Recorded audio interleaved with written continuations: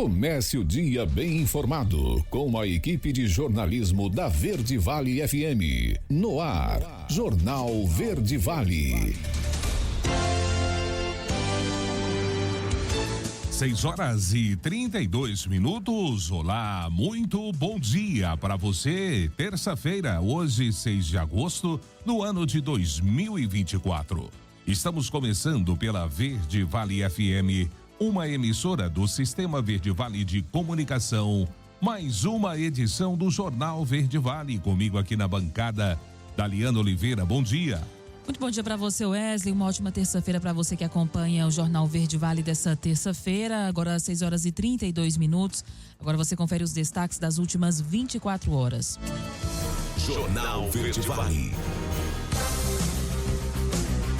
Motoristas profissionais terão que fazer exames toxicológicos de surpresa. Marco temporal. STF começa a negociar conciliação sobre demarcação de terras indígenas. Concurso unificado. Locais de prova serão divulgados nesta semana. Lucro recorde do FGTS em 2023 será distribuído a empregados. Estado credencia organizações de catadores interessados em participar de projetos no estado. Colheita da safrinha de milho 2024 atinge 95% no Centro-Sul. Estrela mais brilhante do Olimpo brasileiro, Rebeca Andrade, é ouro no solo em Paris. Secretaria de Estado da Saúde de Goiás orienta a população sobre benefícios da amamentação. Os detalhes destas e outras notícias você vai conferir a partir de agora, aqui no Jornal Verde Vale. A notícia em primeira mão. Jornal Verde Vale. Jornal Verde Vale. Verde Vale. Notícias do Brasil. 6h33. Uma ótima manhã de terça-feira para você. Sejam todos bem-vindos e bem-vindas a mais uma edição do Jornal Verde Vale. O Supremo Tribunal Federal começou nesta segunda-feira a negociar uma conciliação sobre a tese do marco temporal para a demarcação de terras indígenas. Uma comissão especial vai fazer a primeira reunião na busca por um acordo. O colegiado foi criado por determinação do ministro Gilmar Mendes, relator de ações contra a lei de 2023, que instituiu o marco temporal. O marco temporal, Daliana, define que indígenas que só podem reivindicar a demarcação de terras que eram ocupadas pelos povos originários no momento da promulgação da Constituição em 5 de outubro de 1988. A bancada ruralista no Congresso, no entanto, defende o marco legal. Os parlamentares temem que, sem esse entendimento, terras hoje em mãos do agronegócio podem ser demarcadas como territórios indígenas. E os ministérios do governo Lula têm até hoje, terça-feira, para indicar as programações e ações a serem bloqueadas após o corte de 15 bilhões de reais no orçamento de 2024 para cumprir a meta fiscal do déficit zero, ou seja, igualar despesas e receitas ainda este ano. Ao todo, 38 pastas entre ministérios, secretarias e órgãos equivalentes a ministérios precisam informar às áreas impactadas pela contenção bilionária e adotar medidas de ajustes, de acordo com o que foi estabelecido por decreto federal. Vale destacar que as despesas bloqueadas podem ser substituídas pelos ministérios e outros órgãos federais a qualquer momento, exceto se estiverem sendo utilizadas para fins de abertura de crédito no momento de solicitação do órgão. Trabalhadores brasileiros. Calor aumenta casos de câncer e dengue. O alerta de saúde quem faz é Felipe de Carvalho. O aumento alarmante das temperaturas globais, o secretário-geral da ONU destacou como uma das prioridades a proteção dos trabalhadores. Dados da Organização Internacional do Trabalho, OIT, apontam que 70,9% da força de trabalho do planeta está sob risco de vivenciar calor excessivo. O diretor da OIT no Brasil, Vinícius Pinheiro, afirmou que o clima já mudou e que, por isso, é preciso adotar medidas adaptativas que permitam viver e trabalhar dentro dessa nova realidade. Em entrevista para a ONU News, ele citou os principais impactos das mudanças climáticas na saúde dos trabalhadores brasileiros. A maior parte das licenças relacionadas às ausências de saúde no primeiro semestre desse ano tiveram relação com enfermidade causada em especial pela dengue. Então isso é uma consequência direta das mudanças climáticas. Outro ponto relacionado a um efeito da mudança climática no mercado de trabalho é a questão do câncer de pele. Hoje a gente sabe que 3 de cada de 2 em cada 3 casos, né, de câncer de pele são relacionados com a exposição ao sol, né, em especial à radiação ultravioleta, no ambiente de trabalho. Além do aumento de doenças transmitidas por vetores e casos de câncer, o representante da OIT citou ainda a ameaça silenciosa das doenças cardiovasculares e respiratórias intensificadas pelo aumento das temperaturas. Ele destacou que os profissionais que estão mais expostos aos riscos no Brasil são aqueles que trabalham ao ar livre, com maior exposição ao sol e às radiações. Aí você tem o trabalho na agropecuária, o trabalho de limpeza urbana, trabalho na área de transporte, né? Isso, em geral, são cerca de 20 milhões, né, de pessoas, né, que estão nessas condições, né? Então, essas são categorias que vão ter que passar por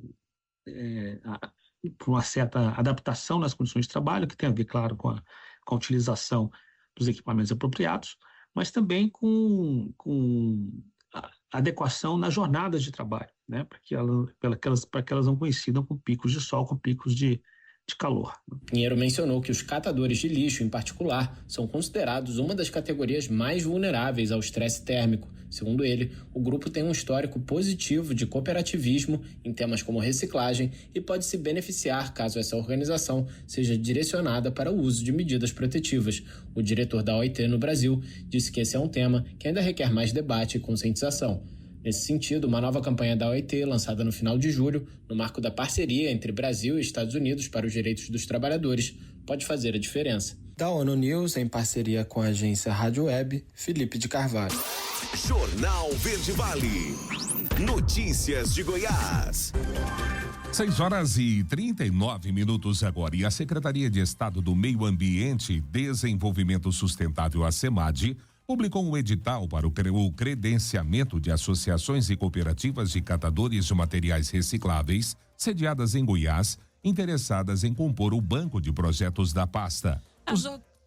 As organizações credenciadas poderão ser convocadas para a apresentação de projetos durante a vigência do credenciamento, desde que mantenham a sua condição de habilitados. Esses projetos serão executados com recursos provenientes da autocomposição ambiental. A autocomposição é um mecanismo no qual as partes envolvidas em processos administrativos que envolvem multas e embargos discutem com a SEMAD uma forma de restabelecer a questão ambiental sem que haja necessidade de se prosseguir em litígio judicial. Os descontos aplicados são de até 60% e podem ser convertidos, por exemplo, em educação ambiental, mitigação dos efeitos das mudanças climáticas ou custeio de projetos nessa área. E o Ministério Público de Goiás abriu o processo seletivo para a vaga de assistente de promotor de justiça e assessor de promotoria. As vagas são para os municípios de Acreúna, aqui no sudoeste do estado, e Mossâmedes, no centro de Goiás. A remuneração para o cargo em comissão de assistente de promotor de justiça, com a possibilidade de teletrabalho, é de R$ 5.965, mais auxílio alimentação de R$ 1.540, além de auxílios transporte e saúde. Para concorrer, é necessário ser bacharel em direito. A primeira fase da seleção será a análise curricular. Secretaria de Estado da Saúde de Goiás orienta a população sobre os benefícios da amamentação. Quem faz esse alerta e traz esse esclarecimento é Agatha Couto. A Secretaria de Estado da Saúde de Goiás realiza este mês uma série de iniciativas para alertar a população sobre os benefícios da amamentação para a saúde do recém-nascido e da mulher. As ações celebram a campanha Agosto Dourado, idealizada pela Organização Mundial de Saúde em prol do aumento das taxas de aleitamento materno. O ponto alto da campanha em Goiás acontece até o dia 7 de agosto, com a realização da Semana da Amamentação. Em Goiás, uma das ações mais relevantes do aleitamento materno é a disponibilização do alimento pelo Banco de Leite Humano. A unidade instalada no Hospital Estadual da Mulher, no setor Coimbra, em Goiânia, estimula a amamentação e viabiliza o leite materno para recém-nascidos prematuros e de baixo peso internados na unidade e filhos de mães que não podem amamentar por motivos de saúde. O banco é abastecido com doações de mães com excedente de leite, que realizam a doação no próprio local ou armazenam o produto em casa. De Goiânia, Agatha Couto, da Agência Cora de Notícias. Jornal Verde Vale.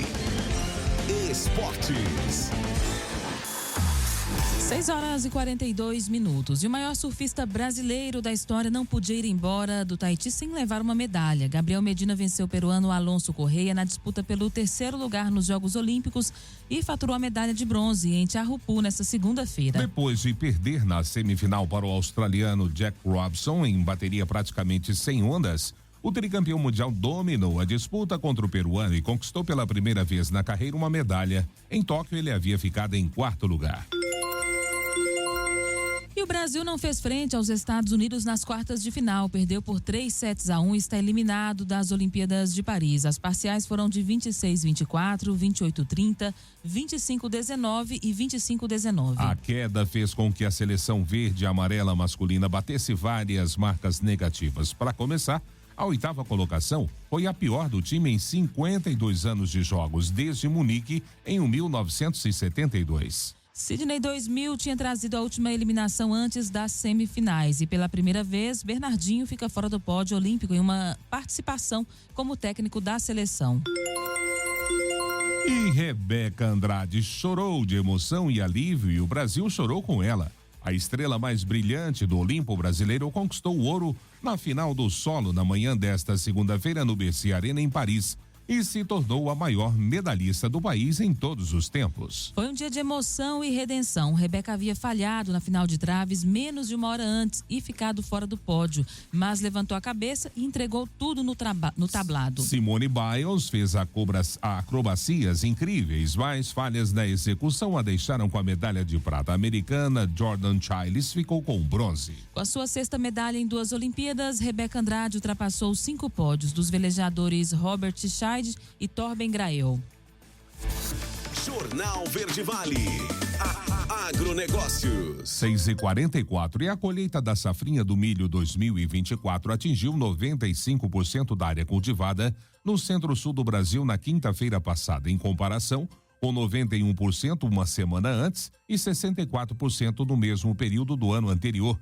Isso de acordo com o levantamento da AG Rural. Os trabalhos estão virtualmente encerrados em Mato Grosso, onde a produtividade média superou a expectativa inicial, graças ao clima predominantemente favorável ao longo da safra. Nos demais estados, a colheita está muito próxima do fim, com boas produtividades na maior parte de Goiás, mas rendimentos mais baixos no Paraná, Mato Grosso do Sul, São Paulo e Minas Gerais, por causa da irregularidade das chuvas e do calor durante o desenvolvimento das lavouras. O novo levantamento de safra feito pelo Instituto Mato Grossense de Economia Agropecuária, o IMEA, junto aos agentes de mercado para a temporada 24-25 de Mato Grosso, trouxe uma revisão na estimativa de área de soja. Com o preço futuro do grão valorizando no segundo trimestre de 2024, puxado sobretudo pelo dólar, o produtor do estado poderá destinar uma maior área para o cultivo da oleaginosa. Além disso, segundo os informantes do Instituto, algumas regiões do estado estão favoráveis à conversão de pastagem em agricultura, principalmente nas regiões ao norte de Mato Grosso. A notícia em primeira mão. Jornal Verde Vale. Jornal Verde Vale. Verde Vale. Notícias do Brasil. 7h em ponto, já de volta com o segundo bloco do Jornal Verde Vale dessa terça-feira.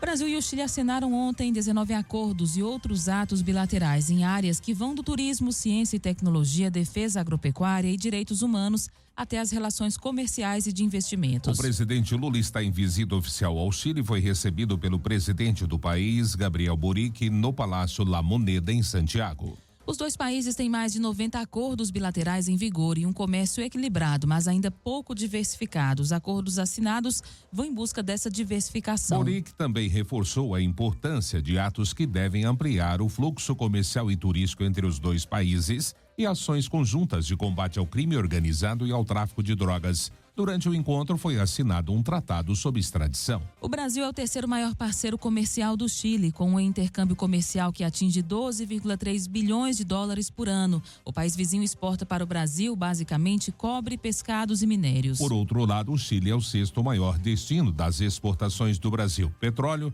carne bovina e automóveis são os principais produtos exportados. E o governo federal vai limitar em 50% a cota do financiamento de imóveis usados nas regiões Sul e Sudeste para aqueles que estão na faixa 3 do programa Minha Casa Minha Vida. E já para aqueles que estão no Nordeste, Norte e Centro-Oeste, a cota vai passar a ser de 70%. A chamada cota é a porcentagem do valor do imóvel que pode ser financiada pelo programa Minha Casa Minha Vida para imóveis usados. O restante do valor deve ser pago à vista. A faixa 3 do programa é composta por pessoas com a renda entre R$ 4.400 e R$ 8.000. Os juros do programa são os mais baixos do mercado. O valor anterior para o Sul e Sudeste variava entre 70% e 75%, enquanto no Nordeste, Norte e Centro-Oeste era de 80%. Cartão de confirmação do concurso nacional unificado sai amanhã. O documento traz a hora e o local das provas. Milena Abreu é quem traz os detalhes. No próximo dia 18 de agosto, domingo da semana que vem, 2 milhões de candidatos farão as provas do concurso nacional unificado. O exame será aplicado em 228 cidades do país, nos períodos da manhã e da tarde. O Ministério da Gestão recomenda que todos os candidatos levem o cartão de confirmação de inscrição impresso, documento que será divulgado nesta quarta-feira, dia 7. O cartão de confirmação traz, entre outras informações, o número da inscrição, data, hora e local de prova. Se a pessoa inscrita tiver direito a atendimento especializado ou quiser ser tratada pelo nome social, essa informação também estará registrada no cartão de confirmação. Caso constate erro no documento, o candidato vai poder pedir a correção entrando em contato com a Fundação Sesgran Rio, que está organizando o certame. Mas atenção, não dá para pedir mudança de cidade ou local de prova, apenas eventual correção, porque vale a cidade que o candidato declarou no ato da inscrição. Importante lembrar que no dia da prova é preciso apresentar obrigatoriamente um documento original com foto, como RG, CNH ou carteira de trabalho. Quem não tem um desses documentos em mãos precisa providenciar. Cópias, mesmo autenticadas, não serão aceitas. Os candidatos vão poder usar as versões digitais desses documentos, mas desde que a apresentação seja por meio dos aplicativos oficiais ou pela carteira de documentos digitais do gov.br. Fotografias dos documentos não serão aceitas. Da Rádio 2, Milena Abreu. Jornal Verde Vale. Notícias de Goiás. 7h04. A Justiça manteve preso o influenciador digital Igor Viana, de 24 anos, em audiência de custódia neste fim de semana.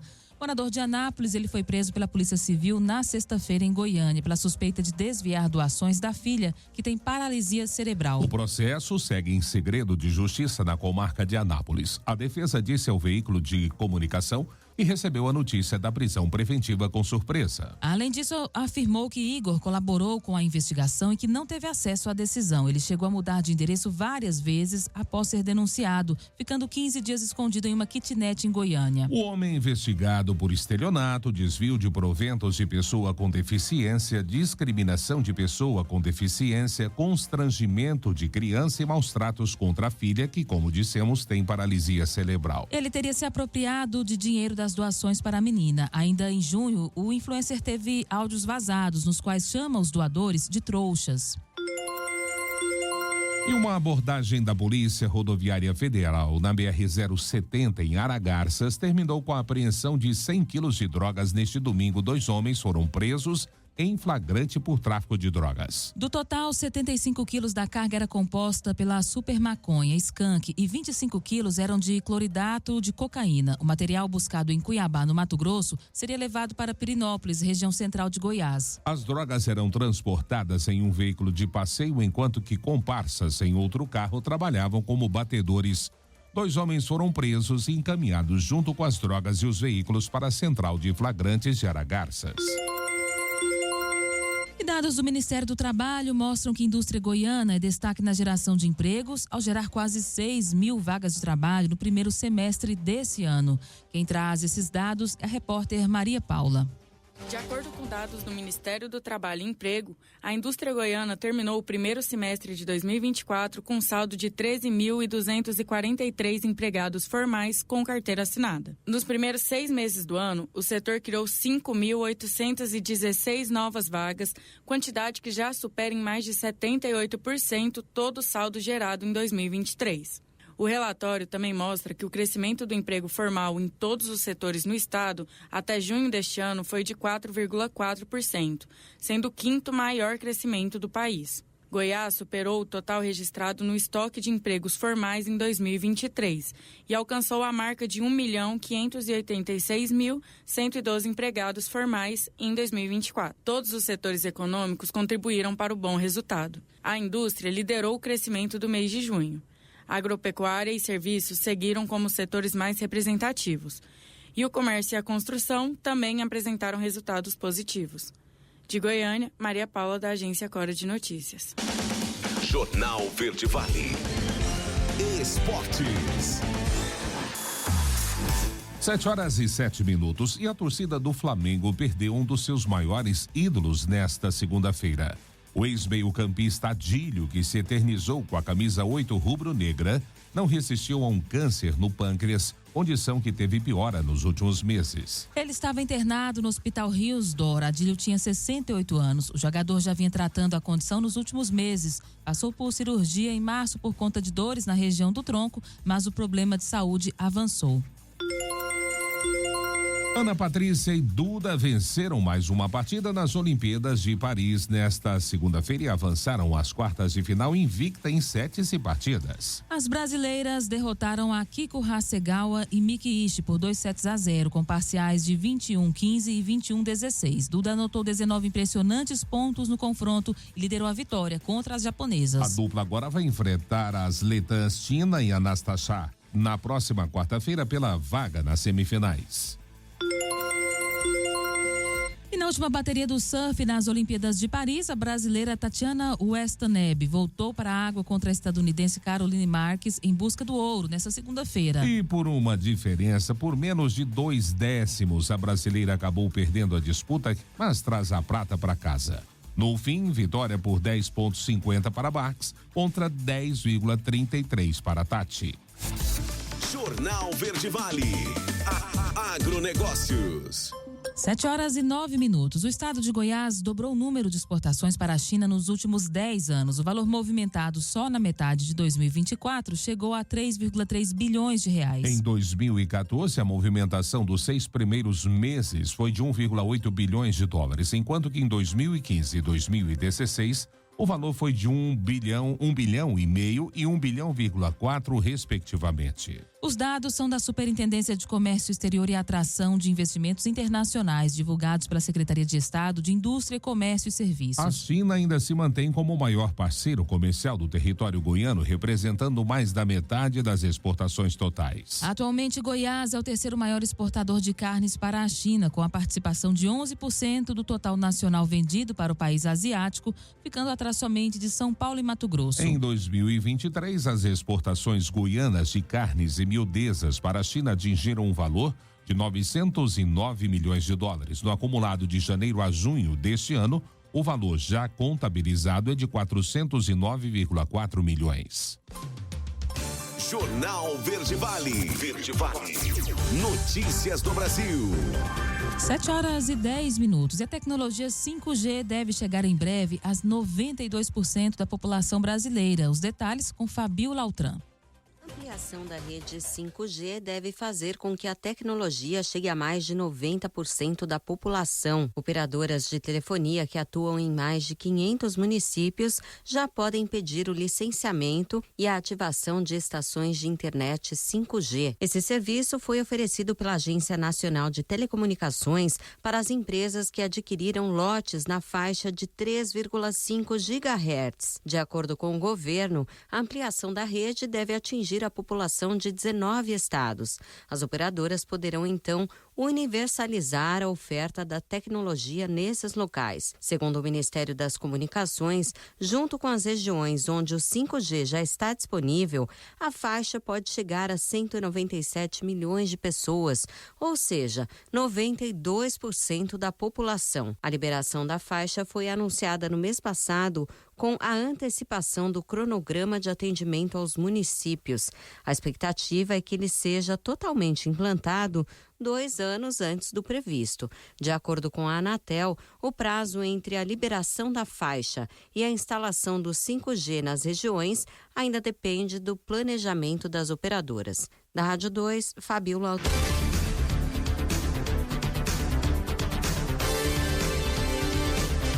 7h12, último intervalo do Jornal Verde Vale desta terça-feira. Já após o break comercial. Concurso unificado. Locais de prova serão divulgados ainda esta semana. Lucro recorde do FGTS em 2023 será distribuído a empregados. E claro, também espaço para as nossas notícias locais. Não saia daí. A gente volta já, trazendo todas as notícias para você. Jornal Verde Vale. Jornal Verde Vale. Verde Vale. Notícias do Brasil. 7h20, já de volta com o Jornal Verde Vale desta terça-feira aqui pela Verde Vale FM, uma emissora do Sistema Verde Vale de Comunicação. Olha, os locais de prova do Concurso Nacional Unificado serão divulgados nesta quarta-feira a partir das 10 da manhã.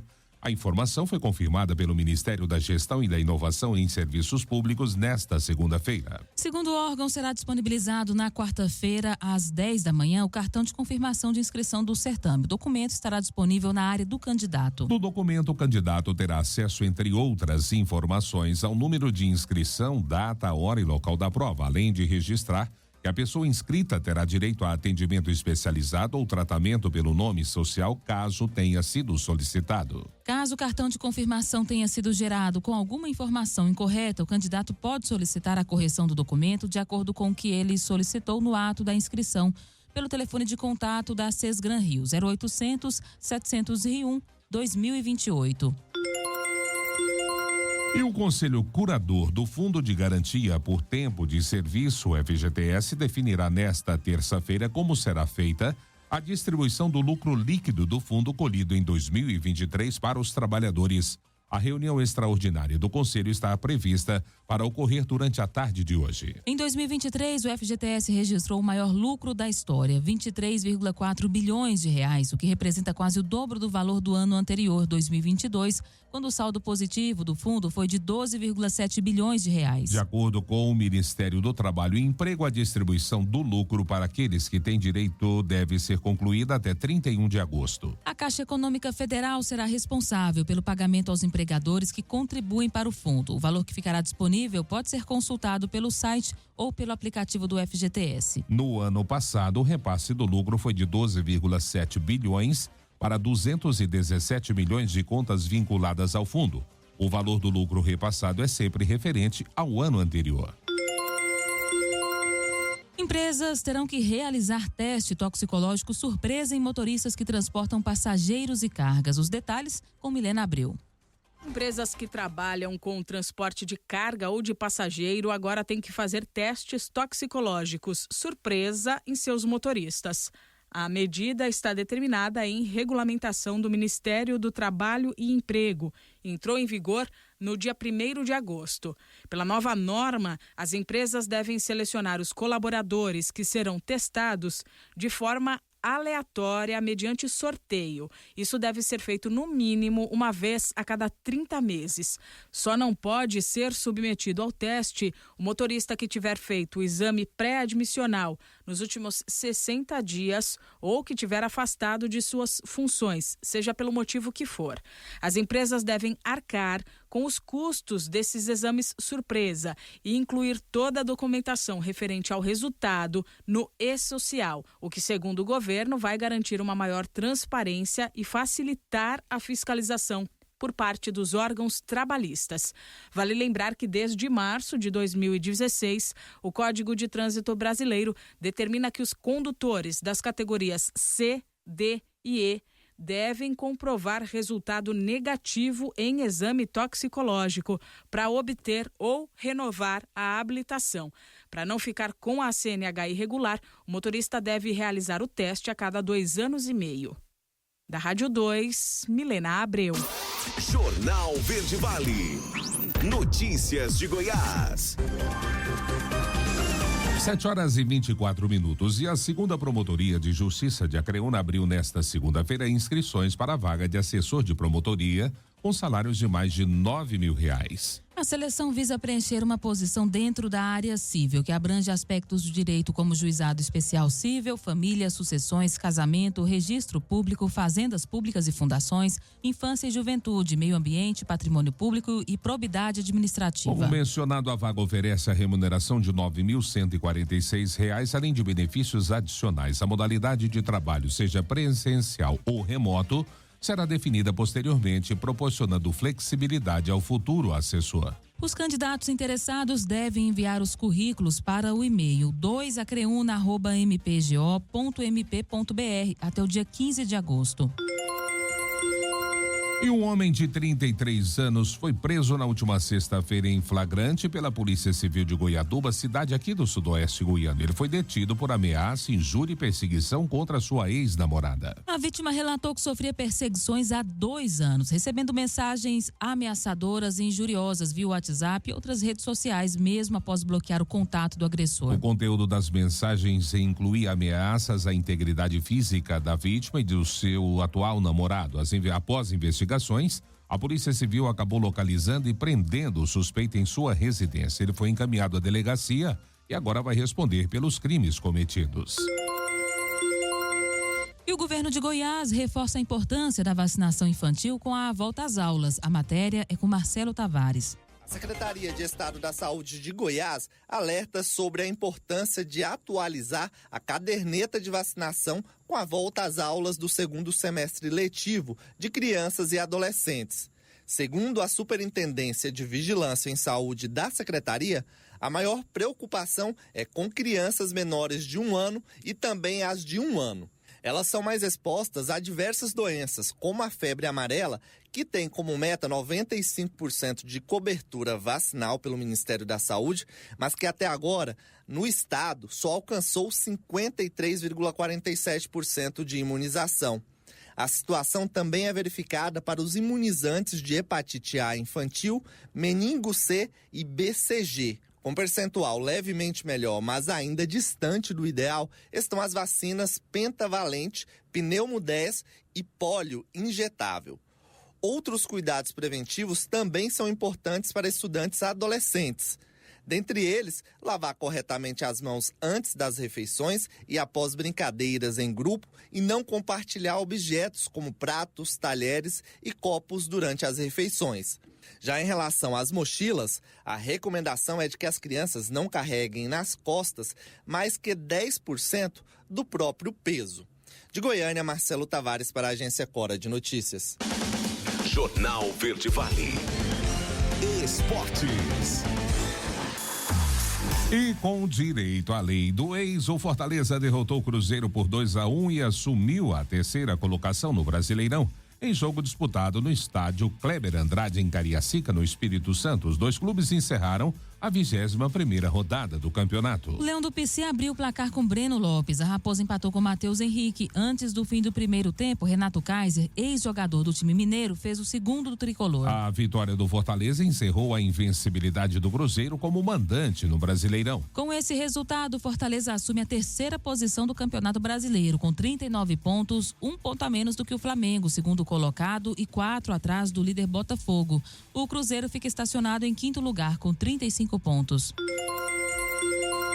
Olimpíadas. Brasil decide hoje o futuro no futebol, no basquete e no handebol. Dia Olímpico Brasileiro, a gente vai conferir com Humberto Ferretti. Terça-feira decisiva para o futebol brasileiro nas Olimpíadas de Paris. 4 da tarde no horário de Brasília, a seleção feminina que chegou às semifinais de maneira heróica após eliminar a França, dona da casa, encara a Espanha, atual campeã do mundo. Quem vencer garante pelo menos a medalha de prata, e vai para a final contra Estados Unidos ou Alemanha, que se enfrentam mais cedo, 13h. Já quem perder vai disputar o bronze. Um pouco mais tarde, às 4h30, as meninas do handebol entram em quadra pelas quartas de final. O adversário, neste caso, será a Noruega. No mesmo horário, também pelas quartas de final, o basquete masculino tentará fazer história. O Brasil terá pela frente ninguém menos que os Estados Unidos, de craques como LeBron James, Stephen Curry e Kevin Durant. Um pouco mais cedo, o destaque fica por conta do vôlei de praia. 13h, na areia, tem a dupla Evandro e Arthur contra Adman e Elvig, da Suécia, que lideram o ranking mundial. O jogo vale vaga na semifinal. Da Rádio 2, Humberto Ferretti. Jornal Verde Vale. Agronegócios. 7h29 agora. O mercado físico do boi iniciou a semana com preços firmes. A lentidão foi dominante em um dia que algumas indústrias permaneceram ausentes da compra de gado. Segundo o analista da consultoria Safras e Mercado, Fernando Henrique Iglesias, o mercado ainda carrega algum otimismo em torno da primeira quinzena de agosto, período pautado por um bom consumo. Os preços da arroba do boi no fechamento dessa segunda-feira ficaram em São Paulo R$ 230,62, em Goiás R$ 224,57, Minas Gerais R$ 221,88, Mato Grosso do Sul R$ 228,16 e em Mato Grosso R$ 209,31. O mercado atacadista abriu a semana com preços firmes. Segundo Iglesias, a expectativa ainda é de alta de preços, considerando que além da entrada dos salários, há o adicional do consumo durante o Dia dos Pais. Soja e algodão. Manejo combate casos atípicos de mancha-alvo. A matéria você confere agora com Bruno Moreira. Agricultores de diferentes regiões do país, principalmente no centro-oeste, têm enfrentado o desafio de combater a mancha-alvo em uma safra em que a doença apresenta comportamento atípico. Comum na soja e no algodão, o fungo causador se alimenta de células mortas e sobrevive em restos culturais. Para evitar problemas durante a safra, a preocupação com o manejo é fundamental. Em cultivares suscetíveis, a estimativa é de que as perdas de produtividade possam chegar a 40%. É o que explica o engenheiro agrônomo Guilherme Ungueria, gerente de campanhas para milho e algodão da Bayer. A mancha-alvo é uma doença impactante para o algodão, mas esse ano está sendo atípico para o agricultor devido aos sintomas do ponteiro. A Bayer, através da sua equipe de fitopatologistas, conduziu um robusto trabalho investigativo sobre o patógeno e confirmamos se tratar de Corinéspora cassícula, o que corrobora com estudos de pesquisadores renomados como o Dr. Sérgio Bromochenkel e Rafael Gabieri, da Universidade Federal de Viçosa e do IMA, respectivamente. Com isso, passamos a recomendar um ajuste no manejo da aplicação do fungicida para evitar perdas de produtividade. Na safra passada, a soja entrou em uma zona de risco devido a condições climáticas atípicas, especialmente com a estiagem e as altas temperaturas. A fonte de inóculo do fungo aumentou nestas áreas, que possivelmente tiveram menos tratamento fungicida. Isso pode ter acometido as áreas de algodão subsequentes, segundo Guilherme. Já é sabida a eficácia de fungicida no manejo de doenças do algodoeiro, sendo a melhor ferramenta especialmente para mancha-alvo. No contexto desse novo cenário da doença, a estratégia que tem gerado os melhores resultados é a aplicação consecutiva de defensivo agrícola no início das pulverizações do manejo, de maneira preventiva. O que muda diante do cenário incomum visto nessa safra é a recomendação de utilizar o maior número de aplicações reguladas pela bula em sequência. O engenheiro agrônomo explica que o cotonicultor pode fazer um manejo eficiente de fungicidas na cultura anterior, caso plante algodão depois da soja. Ele também lembra que plantas daninhas são fontes de inóculo da doença e devem ser tratadas antes, durante e depois da safra. Agência Rádio Web. Produção e reportagem, Bruno Moreira.